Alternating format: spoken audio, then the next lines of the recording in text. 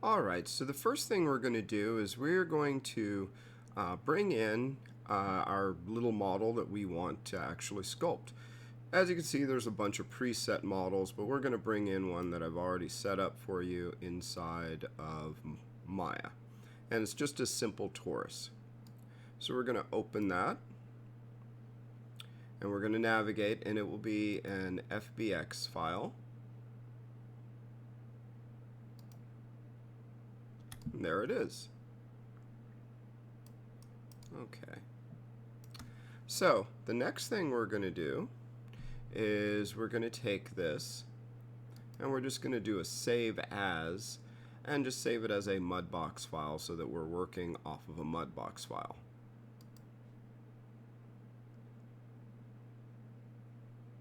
So let's call it new donut.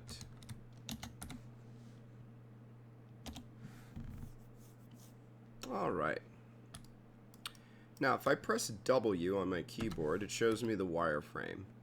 And the way Mudbox works is by taking a model and basically you can push, you can pull on it, and you can subdivide it to add more detail. Subdividing meaning adding more of these edges. The more edges, the more detail. But also the heavier the model and the more complex it is. So we're just going to jump in because we're going to need some extra detail because there's not a lot of detail. It's a pretty low-res model. So what I'm going to do is we've gone over roughly what the interface is. And we're going to go, let's make sure we're in our sculpting tools and on our sculpting layers. And I'm just going to create a brand new layer. This is the base mesh. So I'm just going to create a brand new sculpting layer. And when I hit Shift and hold Shift down and hit D, as in dog, it boosts up my poly count. So now it's at 1600. I'm going to do that again. And each time I do it, you notice it's increasing its density. And let's take it up to about 25,000. So it's going to be a little bit of a dense donut. We may have to go a little higher later, but we're not worried about that. Next, I'm just going to do a quick sculpt, and I want a nice edge on this. So the main shortcuts, these are all my sculpting tools down here. And my brush, when I actually pull it over, if I hold down the letter B as in boy and left mouse button, and I move the mouse left to right, I can change the size of the brush. The letter M as in Mary, left mouse button, moving the mouse left to right while holding those two down. The longer that line is, you see, is how much pressure or strength that brush has. So usually I don't want to crank it up too high because then if I try to do something, oops, let's make sure we're on the sculpting layer and we have a sculpting brush. And I want to make sure this is clear, so I'm just going to say in my properties, sculpting brush, scroll down, reset. So now it's all reset to what I want, and if I actually go on it, oops, that brush is way too big, so I'm going to shrink it down. And you can see it's cranked up way too high. Right? So when we control, I'm going to hit Control Z to undo that. And basically, come on, there we go. That's why you want to tone that little line way down so that I have more control. So I have a few ways of doing this. One, I can literally just go in and paint the frosting in. But the only problem is you see it's giving me a little bit of a too soft of an edge, and the frosting would probably be a lot lighter. I could change the brush edge, maybe give it a harder edge to go off of. Something like that, but it's still not giving me what I need. So I might be able to find one that I want, but remember you also have to do the inside as well and try and make it smooth. So I'm going to use a little bit of a different technique for this one, and then I'm just going to adjust it. So I'm going to undo that, and I'm going to go to what's called my, where are you? my freeze brush. And what the freeze brush does is it allows me to paint an area that's going to be frozen. That, in other words, if I paint around it, it's not going to affect where it's blue. So I'm just going to paint this in, and I'll tighten that up. And I can make that bigger just to get the top. And what I'm going to do is I'm going to paint where I want the frosting to be.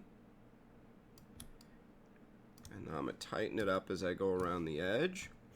And what I want to do is just paint that the frosting is going to be dripping a little bit, you know, and affecting it. But I'm just painting where I want it to be at. So if I want it tighter, I'm going to tighten that up a little bit.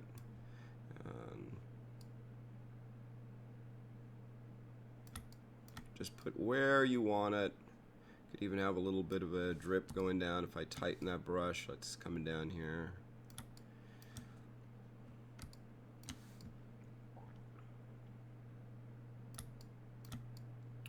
I'm just gonna kind of make it. It's not supposed to be perfect, but it's gonna, you know, it has a lot of little frosting on it.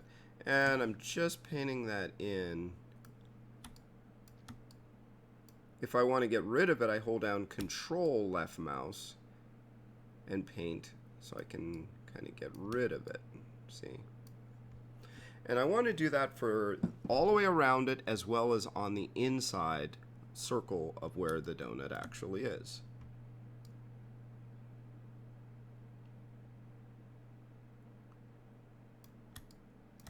Make sure you're at 100% power while you're doing this.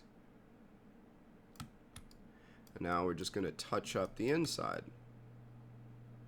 So we're just using the freeze brush. We can get a little bit of dripping inside of here too.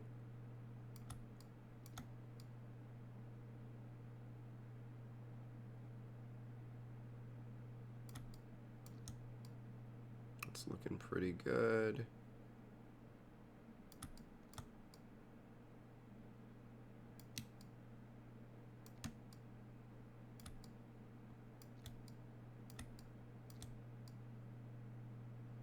Yeah, something like that.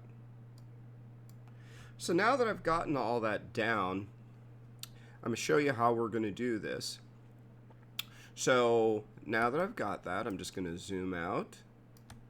Oops, get a little bit of nice edge there. I'm going to go to Edit, Invert Freeze. So now the cakey part is actually frozen and the frosting is what's actually revealed. So now I can go in and I'm just going to use the bulge tool, and I'm going to bring this up and I'm going to lower that pressure. Whoops, jinkies, that's not what I wanted. Be careful of pressing the wrong button. I turned on tessellation. Good, and I don't want that. So it is B, not N. B as in boy, not N as in Nancy. That's something totally different, and it will jack you up.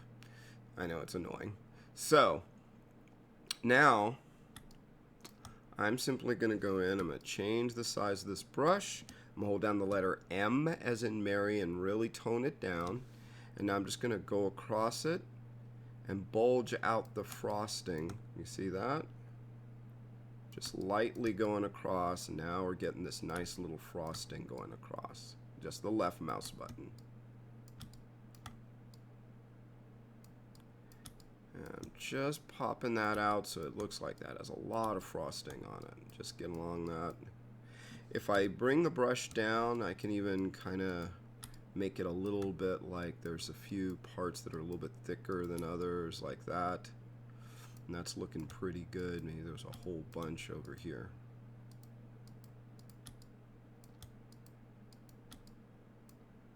And I think that looks good. Now, once I'm done with that and I've got it up the way I want, I can just go to Edit, Unfreeze All, and now you see we have this. If it looks really rough, we're just going to go, let's make a brand new sculpting layer, and I'm going to hit Shift D. And that adds more divisions, which means I can smooth that out a little bit more. See?